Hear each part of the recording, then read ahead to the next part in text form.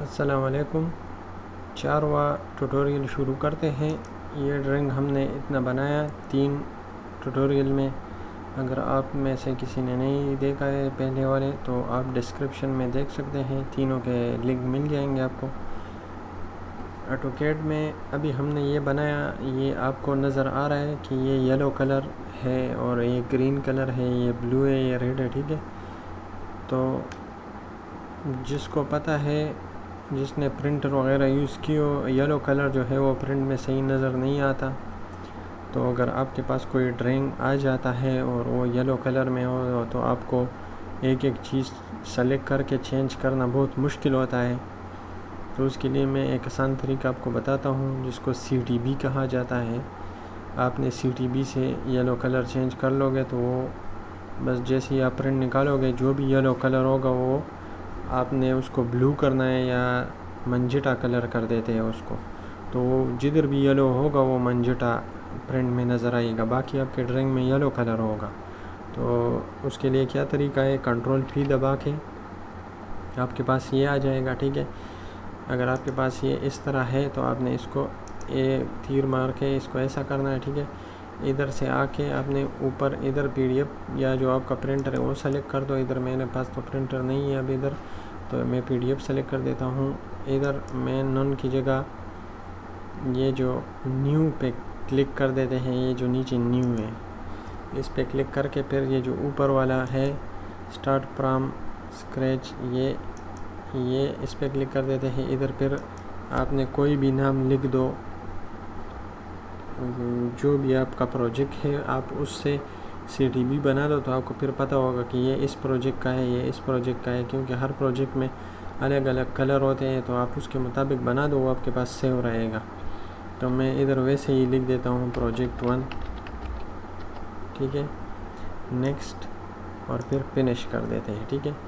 अभी ये देखो, ये हमारे पास इधर जब हम दोबारा जब कभी कल परसों फिर प्रिंट निकालेंगे तो हमने दोबारा ये चीज़ें नहीं करनी। बस इधर आके ये प्रोजेक्ट 1 पे क्लिक कर दोगे और ये CTB आप यूज़ करोगे। अगर आपका ऑटोकैड ख़राब हो जाता है या कुछ हो जाता है या विंडो कर लेते हो तो ये ख़त्म हो जाता है। फिर आपको मैं ये भी बता दूंगा कि ये आपने किधर से उठा के अपने जो प्रोजेक्ट होगा उसमें रख दोगे तो ये आपके पास सेव रहेगा। जब भी आप दोबारा विंडो कर दो या कुछ कर लो तो ये आप वापस उधर रख सकते हो। ये भी मैं आपको इस वीडियो में बता दूंगा, ठीक है। इसको CTB बोलते हैं। आपको कोई बोले कि यार इस ड्राइंग का CTB मुझे भेजो, तो आपको पता चल जाएगा कि यार ये चीज़ मांग रहा है, ठीक है। ये CTB पे मैंने क्लिक कर दिया।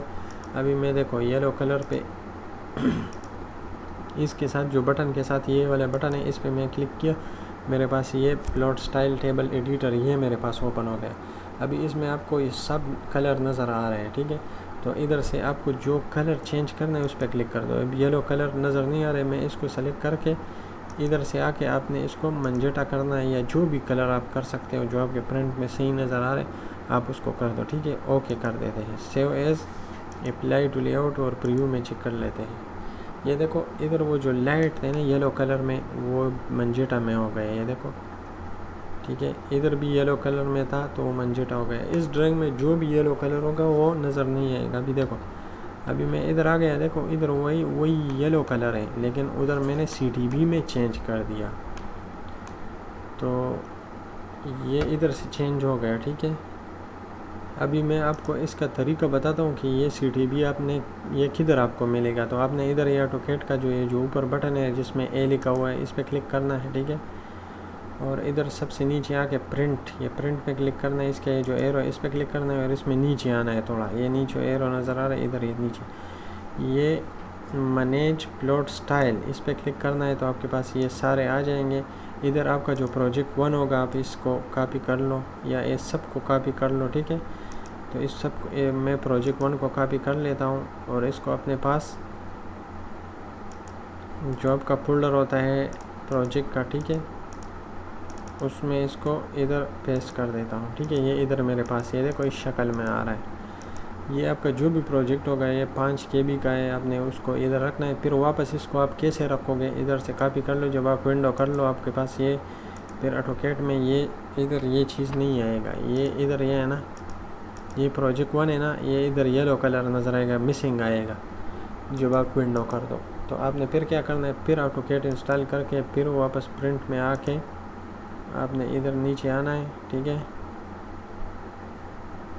इधर स्टाइल में, ठीक है, और इधर आपने क्या करना है, पेस्ट करना है वो सारी चीज़, ठीक है। ये अभी मेरे पास इधर ऑलरेडी है, तो इधर फिर जब आप इसको इधर पेस्ट कर लोगे, फिर आप कंट्रोल P दबाओगे, आप इधर आओगे तो इधर आपके प्रोजेक्ट 1 काम करेगा, ठीक है। तो ये तो हो गया CTB का तरीका। अभी हम कर लेते हैं इसको, आपको कोई बोले ये प्रिंट जो है A4 में निकालो, A3 में निकालो, A2 में निकालो, A1 में निकालो, ये क्या चीज़ है। बहुत से लोगों को पता होगा लेकिन बहुत से को नहीं पता होगा कि ये क्या चीज़ है। तो ये इधर जो पेपर होते हैं हमारे इंटरनेशनल जो यूज़ होते हैं, ये उसके साइज़ होते हैं। A4 जो होता है वो नॉर्मल ये जो एप्लीकेशन वगैरह का पेपर होता है, जो दफ्तर वगैरह में आप लोगों ने देखा होगा, बहुत ही जिसके ये एप्लीकेशन बनाते हैं, ये आम सा पेपर होता है। 200 इसका जो साइज़ होता है 210 बाई, इधर से आपको इसका साइज़ मिल जाएगा, ये पूरे इसके साइज़ है 210 बाई 297 mm होता है पेपर, ठीक है। उसकी चौड़ाई और लेंथ विड्थ होता है उसका। अभी A4 होता है और A3 जो है वो ड्राइंग्स के लिए इस्तेमाल होता है। A4 भी ड्राइंग के लिए इस्तेमाल होता है लेकिन छोटा ड्राइंग हो तो उसके लिए A3 जो है वो 420 बाई 297 होता है।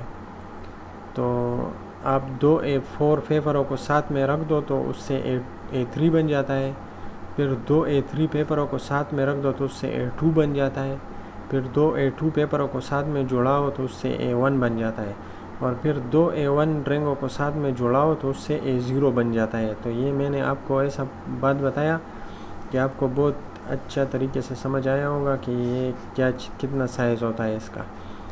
तो ये 297 बाई 210 है, ये 210 जो A3 है वो 297 बाई 420 है, तो A2 जो है वो 420 बाई 594 होगा, फिर A1 जो है 841 बाई 594 होगा, जो A0 का है वो 841 बाई 1189 है, ठीक है, mm। ये सारा mm में है।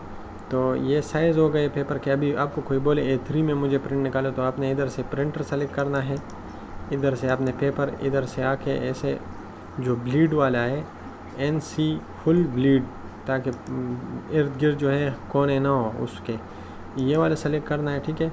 फिर इधर नीचे आके इधर विंडो सेलेक्ट करना है, फिर इधर आके विंडो पे क्लिक करके इधर से आपने इसको सेलेक्ट करके और ये कोना सेलेक्ट करके अप्लाई टू लेआउट प्रीव्यू में चेक करना है, और इधर से राइट क्लिक करके प्लॉट करना है, और इधर हम A3 वाला सेव कर लेते हैं, ठीक है। अभी देख लेते हैं ये पेज निकल, अभी ये जो साइज़ PDF का बन गया ये A3 साइज़ का बन गया, ठीक है।